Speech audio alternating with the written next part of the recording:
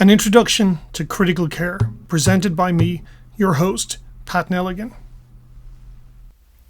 Now that you've taken a history from a patient who can't give a history and examine them systematically from head to toe, it's time to move on and look at all the other information that's been accrued on the patient. This includes all the laboratory data, the radiologic data, and all of those nurses' notes and observations that are really useful for the bedside clinician. Interpreting and integrating the data of a critically ill patient. An overview. Welcome back. In the previous tutorial, we discussed the head-to-toe, front-to-back system for clinical examination. This involved inspection, palpation, percussion, and auscultation. We started with the head, went to the neck, the chest, the arms, abdomen, legs, back, and skin. And following examination, we looked at the monitors, then the machines, then the pumps and infusions, and any drains or any other devices that were around the bedside. We're now finished at the bedside, and it's time to start looking at the patient's chart and at their clinical information system and at their labs and at the radiology. So what we're going to do is obtain and assess all of these data and integrate your observations with what's available on this information system with the knowledge that the nurses have. And it's imperative that if you're going to do this, that you have a system.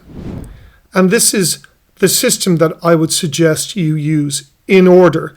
Now, you don't have to do it in this particular order, but this is the order that I use. I always start with the head, with a neurological assessment, then a respiratory or pulmonary assessment, then cardiovascular, gastrointestinal tract and liver, including nutrition, renal and fluid balance, endocrine, metabolic, skin and extremities and mobility, the labs and hematology, infections, and then I look at the implantable devices. So let's rapidly go through those to give you an overview of what we're going to cover in subsequent tutorials. N is for neurological system.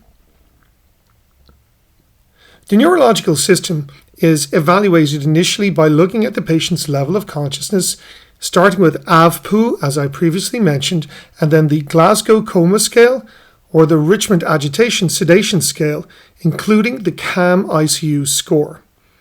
And then we look at patient suffering using the PAID approach.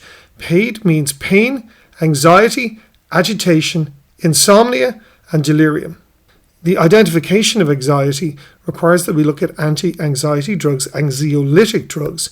And what we look at is the dose, the reason why we're giving the patient the drugs, the evaluation of how that dose is being responded to, for example, using the RAS score, the goals, the aim of therapy, and how we're going to reduce that dose in the future. And also, if we have a patient who is delirious, we're going to use the SEND model, sleep, environment, neuroleptics, and dexmedetomidine. P is for pulmonary, or the respiratory system.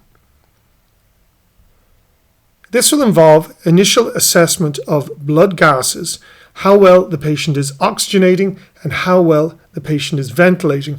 And that requires an assessment of the PaO2-FiO2 ratio, the PF ratio, and the PaCO2 bicarbonate relationship. We're then going to look at the ventilator settings, whether the patient is on invasive or non-invasive ventilation. If they're on invasive ventilation, is it controlled or is the patient breathing spontaneously? And is the patient weaning or the patient not weaning? And finally, we're going to look at the imaging. That's the chest x-ray normally, but the patient may have had other radiology of their chest. For example, they may have had a CT scan of their chest or a lung ultrasound. GIT is for the gastrointestinal system, the liver, and nutrition. And when we're looking at the GI system, we start at the mouth and work our way through. Is the patient able to swallow? This is important because if they can't swallow, they can't eat, they can't consume drugs. Oftentimes, we bypass this by using a nasogastric tube. What inputs and outputs are going into the gastrointestinal tract? Are they eating or getting nasogastric feed? And is anything coming out the back end? Is the patient passing stool or passing flatus? Then we're going to look at nutrition, enteral versus parenteral, calorie intake versus calorie goal, and the feeding plan. And finally, we're going to look at liver function.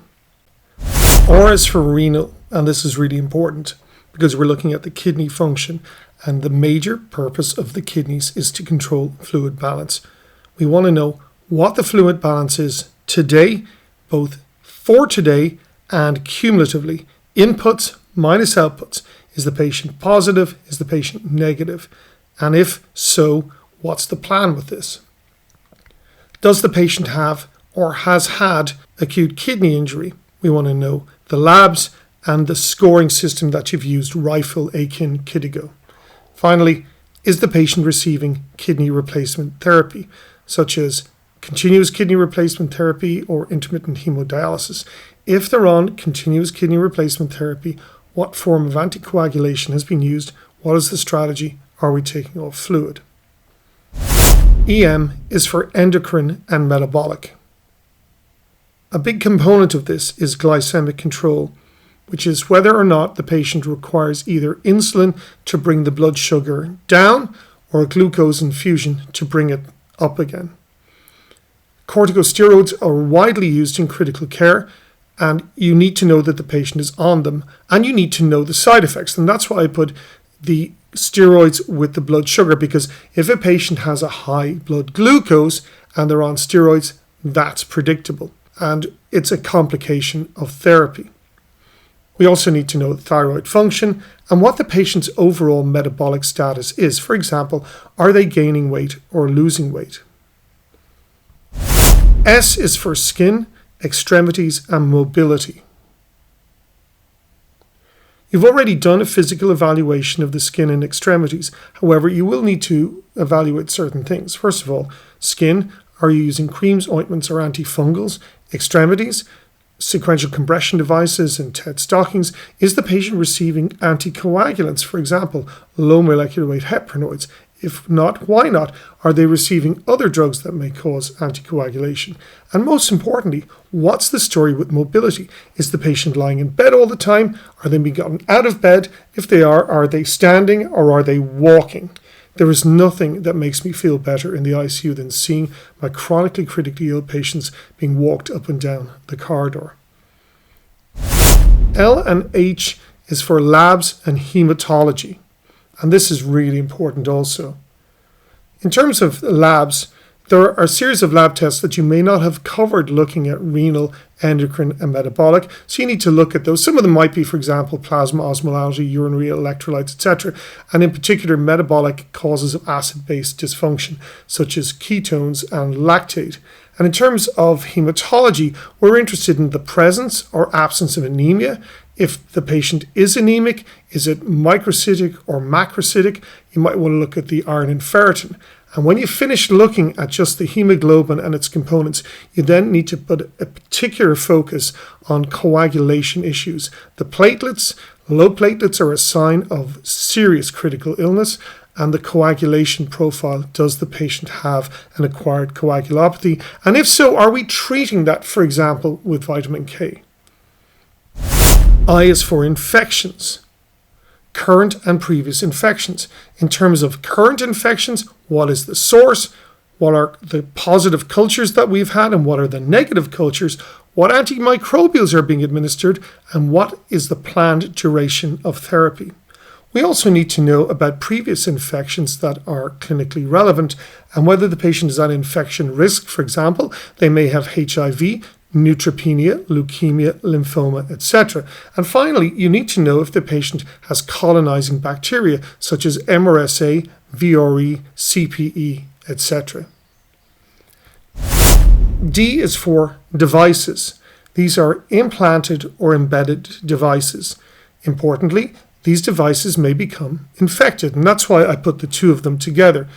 These devices include central lines. You need to know where the lines are because often patients have more than one central line. They may have a triple lumen central line and a dialysis catheter. You need to know what sites they're in, remembering that femoral lines are more likely to get infected than lines in the supraclavicular area or subclavian area, how long those lines have been in situ, and when you are planning on taking those lines out. Every day you really do need to ask, should that line still be in? Patients will also have an arterial line usually in the ICU, and it's worth noting what site that line is in and how long it's been in there. And we're also interested in chest drains, post-surgical drains, balloon pumps, pacemakers, etc. So they're the different systems.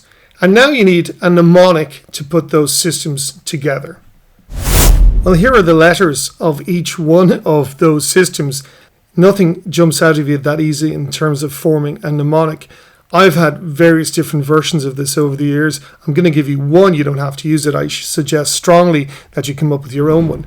For the different systems, neuro, respiratory or pulmonary, cardiovascular, GI, tract and liver, renal, endocrine, metabolic, skin and extremities, labs and hematology, ID and devices, my mnemonic is: new parents can't get REM sleep like I did. New parents can't get REM sleep like I did. If you want to put in hematology, you can have like he and I did. That's my mnemonic. Use it if you want. Make your own one up. But you must have a system that you remember these ones so that when you go and you assess patients, you don't leave anything out and you don't embarrass yourself when you're doing a handover or a ward round that you've forgotten a system completely. Next time we're going to move on and look at the first of these systems, the neurological assessment. We're going to look at the Glasgow Coma score, the RAS score, the CAM-ICU score, and the paid approach to suffering. Join me then and I guarantee you'll learn something.